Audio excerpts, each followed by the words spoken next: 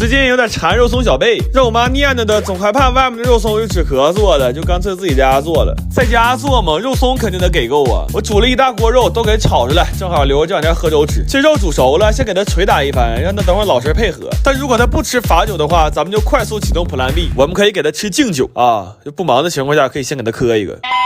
后来撕肉丝儿可要了命了，纯人类反祖啊！那天不都看直播了吗？我们最开始有说有笑的，后来逐渐变得暴躁，最后终于变态了。没有手指甲吗？撕的贼费劲，镊子是最好使的，但就后遗症不太好治。等这回隔离结束，我仨高低得出去做个美甲去，谁也拦不住。这10小时太痛苦了，我们就一直在里边撕，猫就一直趴门口看呢。这感觉特别像围城，里边的人拼命想出去，外面的猫拼命想进来。最后一共是撕了这么多肉丝，这是天亮时候撕的，那薄如蝉翼，细如发丝；这是天黑之后撕的，反正也能说得过去。这是变态之后撕的，这会儿已经崩溃了，就寻思赶紧毁灭吧。后来炒肉松的时候，场面非常混乱，从凌晨2点炒到早上7点，就一直站那扒了。只有炒过肉松的人才知道我们这一宿过得到底有多变态。然后一宿没睡觉，还想吃点重口的。不过这一箱肉松看着可太过瘾了，给小贝先多抹点芋泥，完给蘸满蛋黄酱扔里轱辘去。这埋肉松里根本找不着小贝的感觉，太爽了。完我们寻思，反正这一顿是丁不愿意吃，就再快乐点得了。又做了炸鸡和奥尔良烤鸡腿，我吃上饭都恍惚了。我们头一天上午10点见的面，吃上这顿饭正好是第二天上午10点。就因为怕外面肉不好，完24小时没合眼。我寻思这不大嘛，那肉不好不吃得了呗，遭这罪干啥呀？我最近特别馋那种满是汤汁的蟹黄汤包，但是哈尔滨没有专门卖这个的饭店，所以我买了35斤螃蟹，打算试试这玩意在家能不能做。算上之前做蟹黄面，这已经是我们第2次和螃蟹打交道了。我算是发现了，扒螃蟹活的真不是人干的，而且现在螃蟹特别肥，扒的时候很难忍住不吃。我们为了能互相监督，还现组了一道流水线，并且确保每一个岗位都多少有点油水。但就这，我们还是出现了一些意外损耗。我低头一看呢，我这裤子还打包了2两。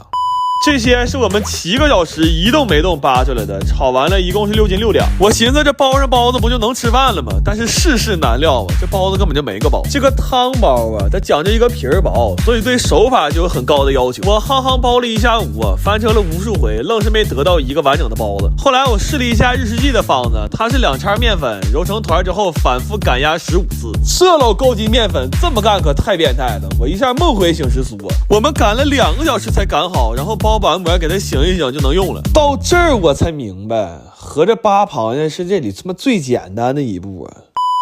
面皮就非常筋道了，甚至真的可以吹成个大气球。完包子褶我也不纠结了，爱啥样啥样吧。我决定换个思路，我这顿往里塞馅啊，最小的还包了8两。我寻思这活都干了2天了，还一口没吃上呢，我必须得来一个报复性包法。经过了2天2夜，我这汤包终于要出炉了。得力于日式记的配方，这么沉的馅儿，那包子愣是一个没破。这汤汁吸一口又鲜又甜的，这是我长这么大第一次用勺吃包子。完这蟹壳让我煮汤了，做了一锅没有科技的蟹粉豆腐，这味儿真鲜呢。然后我算了一下，每个包子最少包了5只螃蟹，光成本就200块钱了，它活该好吃。不过这玩意儿好是好，就是寒性太大了，大半夜的也没敢吃姜，就把夏天做的红糖姜块翻出来了。我怎么也想不到啊，5个月前遭的罪，今天居然享上福了。你说这事儿整的。今天在家人均48，居然实现了蟹黄面自由。这玩意儿在饭店吃都挺贵，所以我昨天在家琢磨怎么能把成本降下来。我买了300只1元蟹，它就1块钱硬币这么大，但是黄都很满。刚好我有2个脑子不太灵光的朋友，正适合干这事儿。我们今天要在家把这300只螃蟹扒了，看看到底能出多少黄。但这螃蟹小也是真小，蒸的时候放着葱姜，它纯是为了走个流程。这螃蟹肉少，一个蟹腿只能取出这么点肉来，然后身子小，黄也不到我抠。我先拿筷子抠一遍，然后我弟弟拿镊子筛一遍，还有后盖这点黄，平时吃螃蟹都不啃，今天全给抠出来了。这黄给我抠的眼珠焦黄，瞅啥都是橘色的。这过程就跟开高速似的，就是不累但腻歪。这后来都落得我四姨夫30年前炸大果的事儿了，就真没话了。我都想把这段经历写简历里了，这可能是我头30年参与的最大的项目。扒了5个半小时的时候，大概完成了3/4，但这会儿眼珠都冒金星了。我说吃口饭吧，壳都在这儿了。我上了上秤，蟹黄大概是750克，蟹肉是300多克，一共就2斤多呗。等我炒蟹黄的时候，我压力老大了，就这味儿要差了一点，我仨今天指定崩溃了。但是当我把蟹黄浇到面上的时候，我就觉得太爽了。从扒螃蟹开始到吃上这碗面，一共是用了9个小时。但这么折腾完之后，我就觉得这面条格外的香，主要这黄也是真多呀。我头一次在吃面条不咸的情况下卤剩这么多。完我算了算账，买螃蟹花了296，蟹黄给我奶送了一半，相当于人均50块钱呗。反正说句心里话啊，但凡都宽着点的，我估计都干不出这事儿来。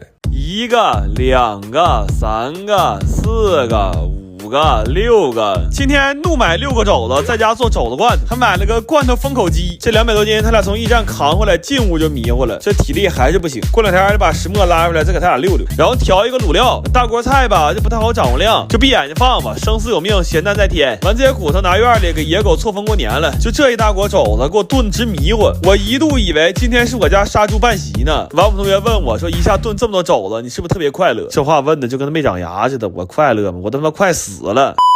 完熬点猪油，这到罐头里，等吃的时候可香了。猪油熬得多也做罐头了，等哪天手刺挠了再想扒螃蟹，留着炒蟹黄，烤出来油梭子实在太香。等不了过年包饺了，咱们撒点椒盐，然后撒点白糖，然后撒点白糖，最后撒点白糖。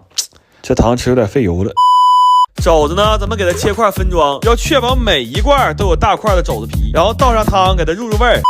然后交给罐头封口了，这个封口机实在是太好用了，全程用不上驴参与一点。完我让驴大帮把标签写了，但看起来他还没有准备好期末重文。然后这些罐头呢还要高温蒸煮一下，消毒杀菌，据说整好了那保质期能比我命还长。就这大肘子罐头，半夜饿了稍微给它加热一下，完再拌点晚上剩的米饭，不要命的再来一勺猪油。哎呦我谁看谁不迷糊呀，这一排一排的，你们以为只是我给我奶做的罐头吗？非也，这是我未来1个月熬夜的底气呀。大娘，方便面要不要？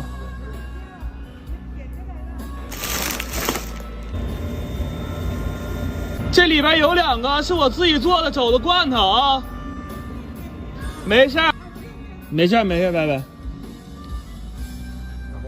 我最近特别馋这种纯肉的烤肠，正好最近猪肉贼便宜，完疫情我们也不用上班，今天怒买50斤，一次在家多做点。做肉肠实在太考验耐心了，先得把肉切了，绞肉馅，完瘦肉可以随便绞，但肥肉还得绞成泥。你说他妈肥肉多招人恨。完了就按比例往里放调料，做了2个味儿的黑胡椒猪肉和玉米猪肉。这配方你们就别学了，因为会的越多越遭罪。你信我话，买现成的吃就行。要怕有添加剂就买便宜的，便宜的它就放不起添加剂了。然后就开始折磨人了，要想少放淀粉还紧实，就得生给它搅上劲儿。这里没有技巧，全是体力。刘大脑的脸憋通红，怒搅50分钟，就为了晚上多吃点肠。结果晚上他妈给打电话让他回家吃饭，说不回就骂娘。这小狗嘚没吃着，找个代驾回去了。完我们就开始灌肠、扎眼、系线。这肠因为都是肉末，所以灌的就很通畅，画面会引起极度舒适，建议赶紧艾特你的姐妹来看一下啊。